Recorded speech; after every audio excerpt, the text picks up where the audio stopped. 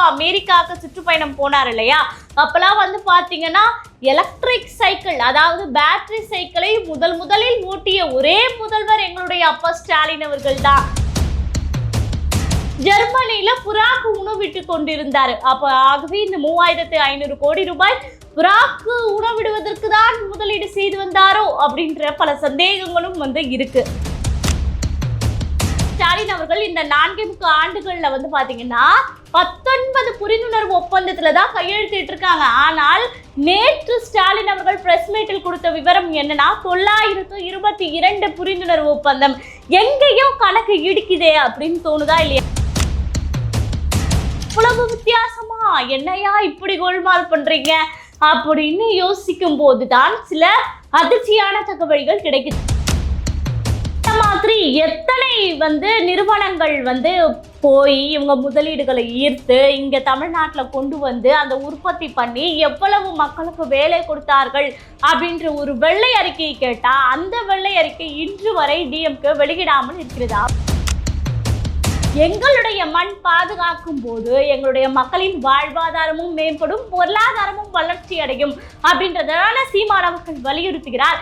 அப்ப இதையெல்லாம் பேசும்போது நீங்க வந்து சீமான் அவர்கள் தமிழர் பாரம்பரியம், தமிழர் மண்ணின் பிரிவினைவாதம் பேசுகிறார் என்று பேசக்கூடிய நீங்கள் வயிற்று பிழப்பை நடத்துவது, பொருளாதார ரீதியாக முன்னேறுவது அப்படின்ற விஷயத்தை பேசக்கூடிய தலைவராக இன்று சீமான் மட்டுமே இருக்கிறார்.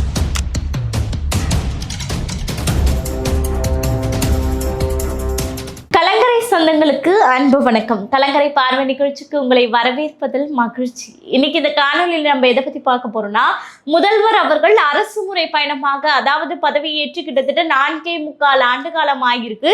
இதுவரைக்கும் 5 முறை அரசு பயணமாக வெளிநாடுகளுக்கு சென்று வந்திருக்கார்.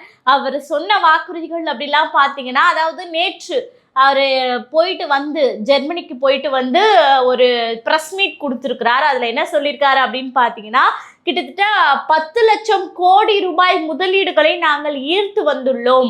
32 லட்சம் பேருக்கு வேலை வாய்ப்புகள் வழங்கப்பட்டிருக்கிறது. 922 புரிந்துணர்வு ஒப்பந்தங்கள் போடப்பட்டுள்ளது. அப்படிலாம் பிரஸ் மீட் வந்து எழுதி கொடுத்ததை பார்த்து படித்திருக்கிறார். ஆகவே இதெல்லாம் வந்து திமுக ஆட்சியில போடப்பட்டதா?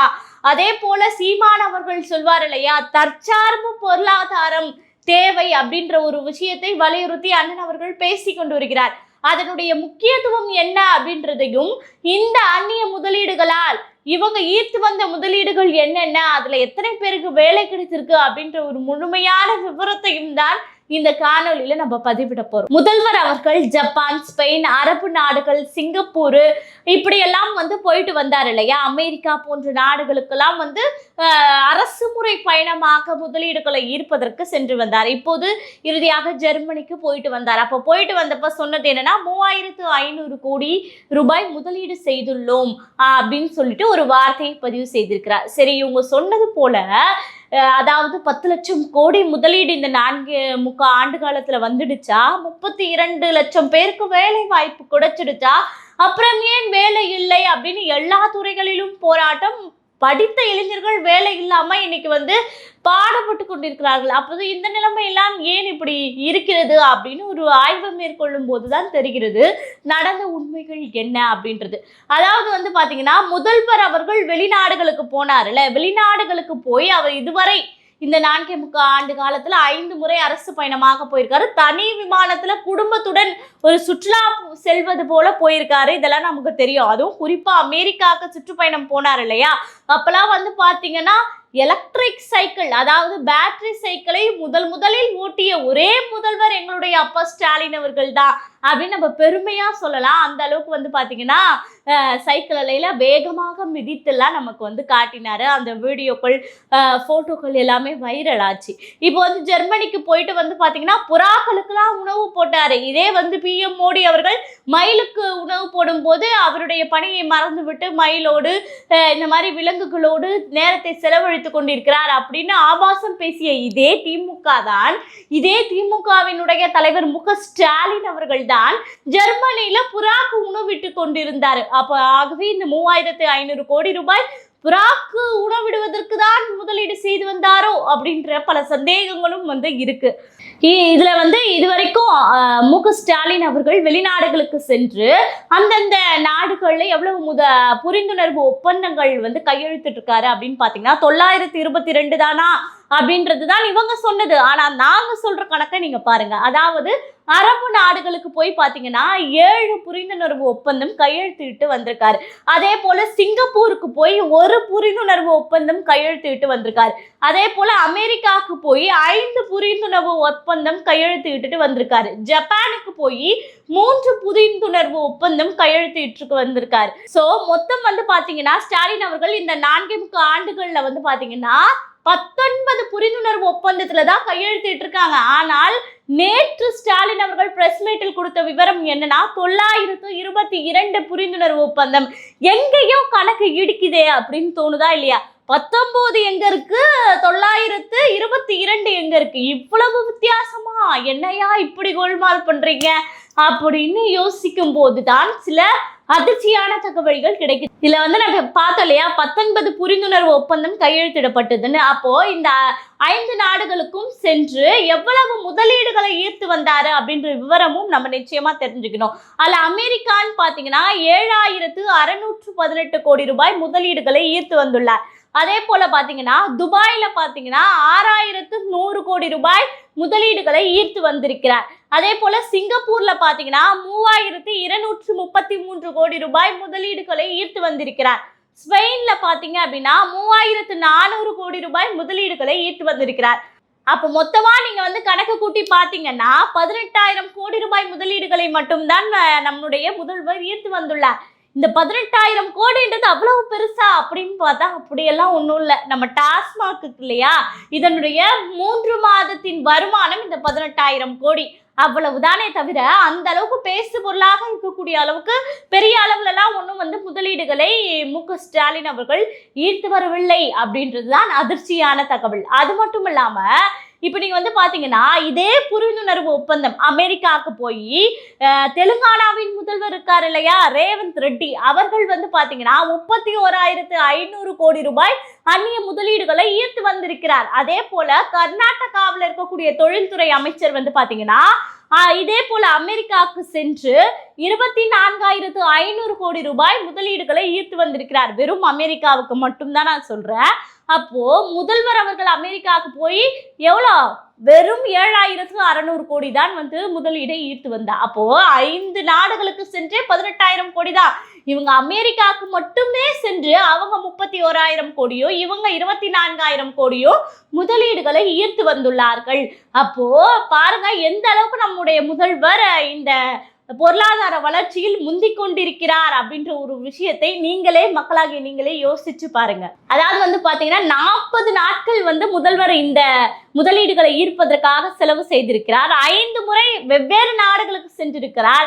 இதனுடைய வேல்யூ வெறும் 18,000 கோடி அப்படின்னா அப்போ ஒரு நாடுகளுக்கு சென்று இவ்வளவு முதலீடுகளை ஈர்த்து வரக்கூடியது அண்டை மாநிலமாக இருக்கிறது.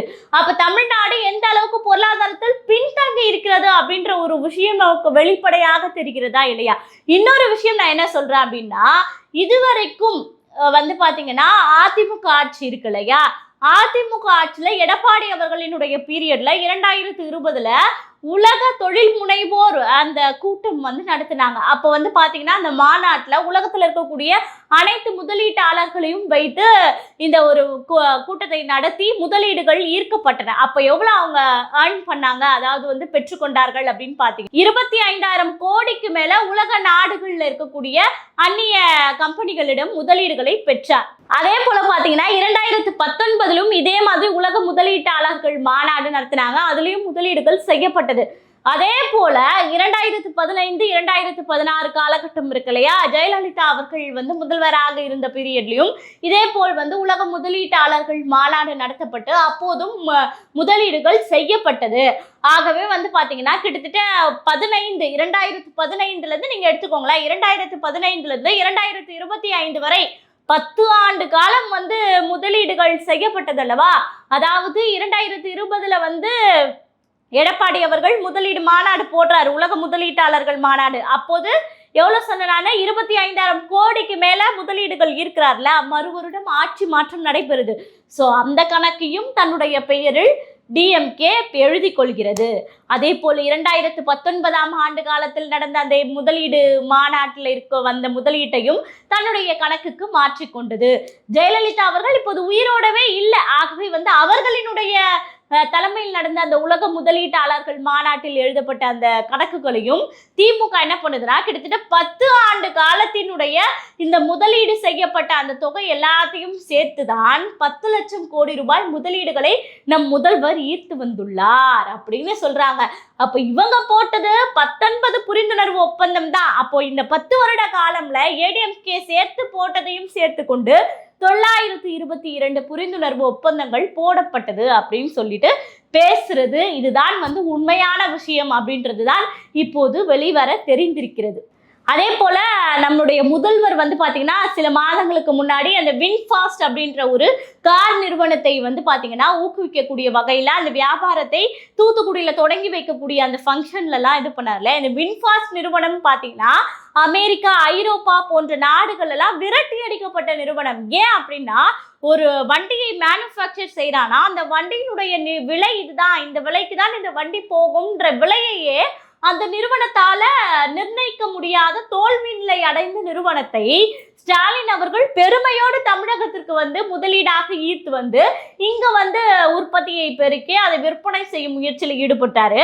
ஆனா இதுவரைக்கும் வின்ஃபாஸ்ட் நிறுவனத்துல இருந்து ஒரு கார் கூட தமிழ்நாட்டுல ஓடி நாங்க பார்த்ததே கிடையாது.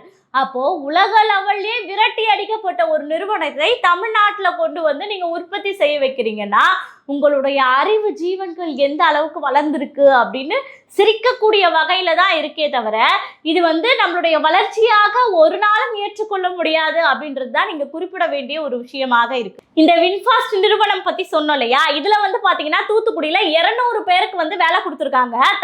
அதுவும் அந்த 200 பேரும் தமிழர்களா அப்படின்ற ஒரு கேள்வி கேட்டா அதுவும் ஒரு கேள்விக்குறியாக தான் இருக்கு. தமிழ்நாட்டுல இருக்கக்கூடிய வசிக்கக்கூடியவர்கள்ல 200 பேருக்கு வேலை வழங்கப்பட்டிருக்கு. அனைவரும் தமிழர்களா அப்படின்றது அதுவும் ஒரு மறைமுக புதிராகவே தான் இன்று வரை இருக்கு அப்படின்னே சொல்லலாம்.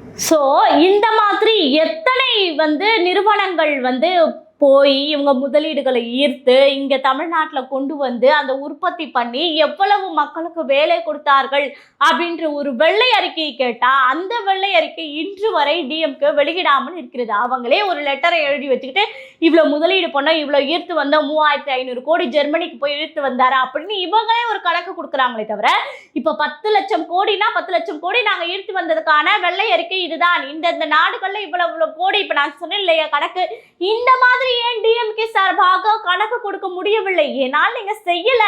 மற்றவர்களினுடைய திட்டங்களில் உங்களுடைய பெயரை போட்டுக்கொள்வது போல அதிமுக முதலீடுகளை ஈர்த்து வந்ததில் டிஎம்கே செய்வது போல 10 ஆண்டுகளிலும் சேர்த்து நீங்க இந்த 4.5 ஆண்டுகளுக்கு கணக்கு காட்டிங்கன்னா எப்படி வெள்ளை அறிக்கை வெளியிட முடியும் அப்படின்ற கேள்வி தானே நமக்கு எழுது. அதே போல பாத்தீங்கன்னா இப்போ இதே ஸ்டாலின் அவர்கள் வெளிநாடுகளுக்கு 5 முறை போய் அந்நிய முதலீடுகளை ஈர்க்கணும்னு நினைக்கிறார்ல, இதே ஏன் தற்சார்பு பொருளாதாரத்தை ஒரு அரசால் பெருக்க முடியவில்லை அப்படின்ற ஒரு கேள்வி நமக்கு இருக்கா இல்லையா? ஏன் இப்ப இருக்கக்கூடிய தமிழ்நாட்டுல பாத்தீங்கன்னா கிட்டத்தட்ட 1.5 லட்சம் நெசவாளர்கள் தொழில் செய்து வருகிறார்கள். இப்போ ஜிஎஸ்டி அந்த பஞ்சு போன்ற இதுக்கெல்லாம் ஜிஎஸ்டி அதிகமாயிடுச்சு. சோ நெசவு தொழில் பாதிக்கப்படுது. அப்ப அதனுடைய பிரச்சனை என்ன, அதை எப்படி சரி செய்வது, மேலும் இந்த நெசவாளர் தொழிலை எப்படி அதிகப்படுத்துவது, உற்பத்தியை அதிகப்படுத்தி இதை எப்படி அந்நிய நாடுகளுக்கு ஏற்றுமதி செய்வது, இதையெல்லாம் ஏன் மு.க. ஸ்டாலின் அவர்கள் அப்பா முதல்வர் அவர்கள் ஒரு நாளும் மாநாடு போட்டு கேட்கல அப்படின்ற ஒரு கேள்வியும் இருக்கு. அதே போல மீனவர்கள் அப்படின்னு எடுத்துட்டோம்னா ஆசிய கண்டத்திலேயே அதிகமாக மீன் பிடிக்கக்கூடிய தொழில் செய்யக்கூடியவர்கள் நம்முடைய தமிழர்கள் தான் அப்படின்ற பெருமை நமக்கு இருக்கு. அப்போ தமிழகத்துல தான் அதிகமாக மீன்பிடி உற்பத்தி இருக்கு. அப்படி இருக்கும்போது குறிப்பாக ராமேஸ்வரம் மட்டும் நீங்க எடுத்துக்கொண்டீங்க அப்படின்னா ஒரு வருடத்தினுடைய வருமானம் பாத்தீங்கன்னா ராமேஸ்வரத்துல மீன் பிடிக்கிறது மட்டும் 7500 கோடியாக இருக்கு. அப்ப தமிழ்நாடு முழுவதும் இப்படி எடுத்தால் எவ்வளவு கோடி வருது?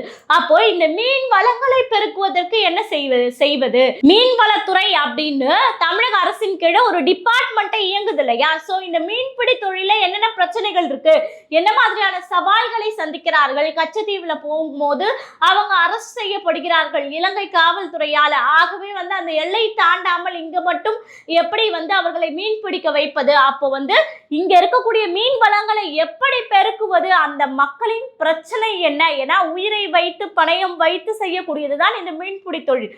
அப்ப இந்த மக்களின் பொருளாதாரத்தை எப்படி மேம்படுத்துவது அப்படின்னு ஒரு மாநாடு போட்டீங்களா திரு ஸ்டாலின் அவர்களே அப்படின்னு கேட்டு அதுவும் ஒரு கேள்விக்குறியாக தான் இருக்கு. அதுக்கு அடுத்து பாத்தீங்கன்னா விவசாயம் அப்படின்னு சொல்லலாம். விவசாயம் தான் நம்மளுடைய இந்தியாவின் முதுகெலும்பு அப்படின்னு சொல்லி நம்ம வந்து இந்தியா முழுக்க சொல்லக்கூடிய இந்த வேளையில தமிழ்நாட்டுல அதிகமா விவசாயம் செய்யக்கூடிய விவசாய நிலங்கள் இருந்தும் அந்த விவசாயங்கள் செய்யப்படுவதில்லை. ஏன்னா அரசு அதற்கு முக்கியத்துவம் கொடுத்து விவசாய தொழிலை மேம்படுத்துவதற்கு இது போன்ற ஏதோ ஒரு மாநாடோ இல்ல ஊக்குவிக்கும் பேச்சுவார்த்தைகளோ இந்த மாதிரி எதுவுமே நடத்துறது கிடையாது. ஏன்னா இந்த அரிசிகள் இதெல்லாம் உற்பத்தி செய்யப்படுதுன்னா இதெல்லாம் எப்படி அந்நிய நாட்டுக்கு அதிகமாக ஏற்றுமதி செய்யலாம், நம்மளுடைய தேவையை எப்படி பூர்த்தி செய்து கொள்ளலாம் அப்படின்ற விஷயங்கள் எல்லாம் நம்மளுடைய அரசாங்கம் வந்து பாத்தீங்கன்னா மாநாடு போட்டு இதற்கான வழிவகை செய்வது கிடையாது. அதே போல வந்து பாத்தீங்கன்னா இன்னைக்கு அதாவது ஒரு வார காலமாக என்ன ஒரு ஹெட்லைன்ஸ்ல நியூஸா இருக்குன்னு பாத்தீங்கன்னா டீ விலை உயர்ந்து விட்டது.